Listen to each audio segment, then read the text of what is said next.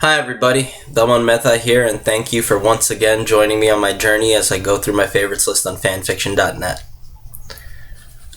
It's Christmas, so I figured I'll do almost 2 weeks since the last one, right after I said I'd be doing faster, but hey, I got a special thing. I got 2 videos today. It's this one and the next one. I'll be dropping both at the same time. So please be on the lookout for this and the next one. Again, for those who don't know, I'm reading a lot of stories. I've read a lot of fan fiction since I was in high school. I put a whole lot of them on my favorites list, and I decided to curate this list. So right now I'm still in the fanfics that were first published in 2011. Hopefully I'll eventually get to... I actually haven't been adding a lot of fanfics onto my favorites list since I started this. I think I've only added like 2 or 3. So in actuality, I think the big hump is going to be like 2013, 2014, and then it's going to that's going to actually go on for quite a while. But let's just dive into this one. It's from 2011, November. First one is a Harry Potter fic called The Warlock of Slytherin by Romantic Silence.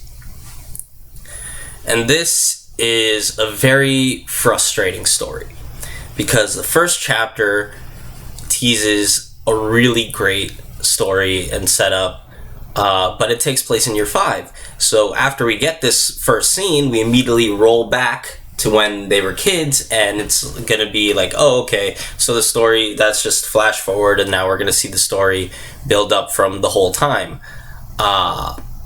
The problem is, because the story's not complete, it's all build up, and we just get to Halloween of Harry's first year before the author stops writing. And while some of the character beats are nice, there's any payoffs of how, Harry builds his social circle, and the story has no resolution, so it becomes very unsatisfying.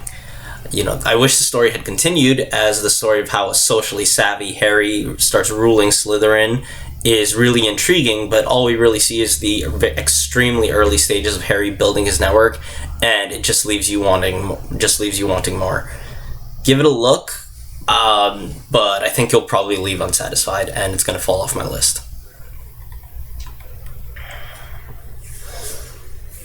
Number 2 is Charles Xavier and the Family Crisis by Red Witch. And this is a funny little one-shot that takes place in the XMen Evolution universe, where we get to see the soap opera style of drama that is pretty prevalent in the X-Men in idea, and it's mainly just a lot of zingers and jokes at the narrow focus of Xavier's mindset. Give it a quick look for a quick laugh. I really enjoyed it for just a quick fun of poking at the characters, and it's going to stay on my list. Number 3 is Gravity by Air WTW, and this is an Evangelion story that focuses on Rey as she starts to grapple with feeling for the very first time at the start of canon. I don't normally read Rey POV fics, so this is a nice change, and while the romance is built a little fast and the story's unfinished, I think it's still a great dive into the start of a relationship between 2 really hurt and shy individuals, and the author captured Rey's mindset rather well, I feel. Seeing Rey try to grapple with things that she just never experienced before and getting more insight into why she's feeling this way is pretty intriguing, and the progression of events as she tries to learn about her feelings seems really in character to me. While not a masterpiece, I think this is a great look into her psyche that I would happily come back to, and it's going to stay on my list. Number 4 is River of Magic, Hermione Songs Book 2 by D.W. Duck. And this is a sequel to Hermione's song, River Magic Hermione Song, which was a Doctor Who Harry Potter crossover where Hermione is actually River Song and Ginny is the Doctor's daughter, and this is with the 11th Doctor. It's more fun, with them. As with its predecessor, it follows the Doctor and Harry Potter crew as they go on a bunch of adventures to the past of the magic world, while slowly making progress towards the goal of ending Voldemort. It is enjoyable However, it does end like the 7th movie with a rescue from Malfoy Manor, so which also leads to frustration because there's no book 3. There's no cap off to the actual dealing with Voldemort and all that stuff. So it's, it's the whole frustration of like, you get second season of a show that just never got renewed for a 3rd season, but left on a cliffhanger.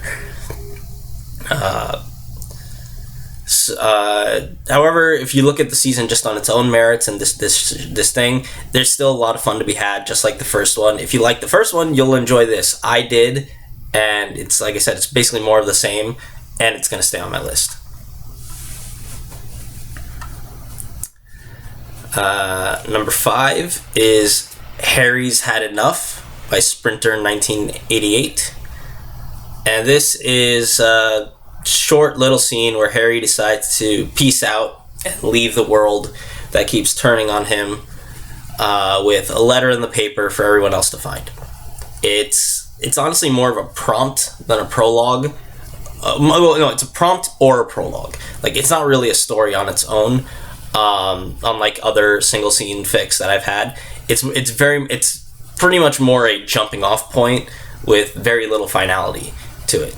I guess you could see it as an implied end to the Wizarding World story or stuff, but it doesn't really feel that way, and as such, it doesn't really hold up on its own. There is a sequel where the author did essentially follow up on the prompt, so check that out as a 1-2 to get the whole feel, but honestly, this did not feel very substantial to me, so this by itself is not going to stay on my list. It's going to fall off. Number 6 is more X-Men Evolution crossover, this time with Ranma, with Project Amalgam by Harbinger of Chaos. And this, so I don't know exactly when it takes place in the Ranma timeline. It takes place after a lot of the stuff has happened. Might even be after the whole thing. But basically Ranma goes on a small trip by himself, ends up getting kidnapped by Mr. Sinister, and gets experimented on with a whole bunch of mutant powers grafted onto him, and then he ends up in Bayville with the X-Men. So this is really, this story's unfinished, so basically it just ends up being a meet and greet with Ranma and the X-Men, as nothing else really happens. There's 2 fight scenes, 2 or 3 fight scenes, but everything else is just exposition that just becomes tedious because there's so much of it, and it's not even really very doled out in fun ways or anything. It's really just a lot of like, everybody sit down, we're gonna have a talk, and sit down and do this, and like some points are dramatic for seemingly no reason, like when Ranma reveals, like when he's sitting with the high school kids and he's just like, what does your name mean? And it's like my name means war horse, and it's like a drop the mic moment, but it's like, why? Like, it's really dumb. It just felt awkward, like, and I think it was like trying to build tension or drama when there wasn't any, and it was all just emotion. It was all, not even emotion, sorry, it was all just tedious. If it had actually continued past all this build-up and gotten to the points where we see Ranma fighting against, and like the X-Men crew dealing with Mr. Sinister, Apocalypse was getting interested, so him coming in, seeing the stuff, dealing with Magneto, knowing he got experimented on and all this, that would have been interesting. Probably could have. It was basically building up to a X-Men Brotherhood team up against these other 2 factions, and I think, and also bringing in like Shield, Excalibur, and like those people. Like, it would have been cool seeing those things, but as it is right now, it's just like, hey, just meeting in great. It's like basically it was setting up the first Avengers movie, but the writing only gets to the part where everybody gets on the helicarrier for the first time. So it's not really anything worth noting. There's nothing amazing here. You can skip this, and it's going to fall off my list. Alright, last one for this video, and I have another video coming up, be there soon, so just last one for this video is Harry Potter and the Most Electrifying Man by SSVD. And Basically, what if the Wizarding World became infected with the mentality of wrestling, and wrestling was completely real? Like, Harry, and this one, like, Dumbledore sees a wrestling match, and so instead of taking Harry to live with the Dursleys, he gives him to The Rock, the most electrifying man alive. And not Dwayne Johnson, I mean the actual The Rock, if he was a real person. And then Harry comes back to lay the smack down on Voldy's ass. Like, it is extremely stupid, and yet I was laughing my ass off the whole way through. This is pure crack of the highest caliber. I love it. I have really stupid tastes. You should know my humor by now if you're watching this video.